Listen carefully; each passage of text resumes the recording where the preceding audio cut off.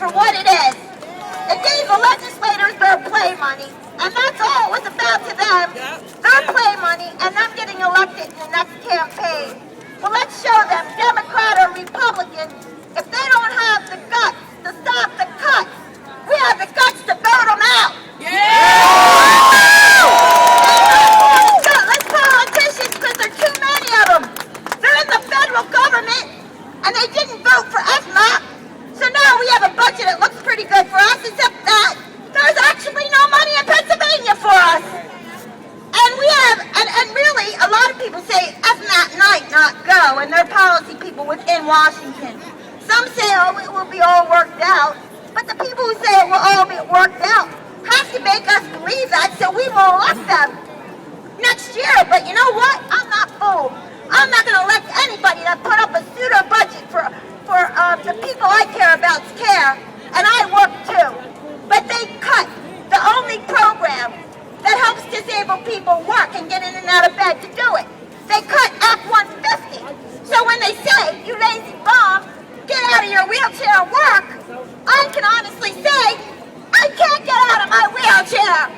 Now I'm sick of this, because people in Act 150 are trying to change their life, just like that woman who wants to go to work with her children.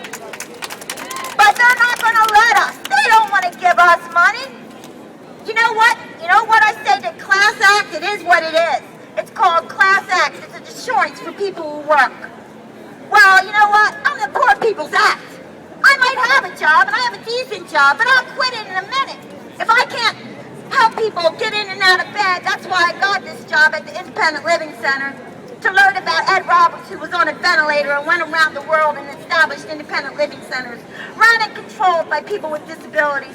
I represent Liberty Resources, and Liberty Resources has guts. And Liberty Resources is going to fight for the poor, the disabled, and anybody else's rights are being denied. You know, in this country right now, people can be arrested because they look like they might be an immigrant.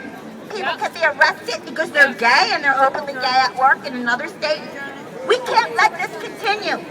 There are 30 states screaming out, I cannot help anybody without FMAP, and guess what? There's no FMAP. And there's 39 states who say I cannot continue to serve the people I'm serving without FMAP.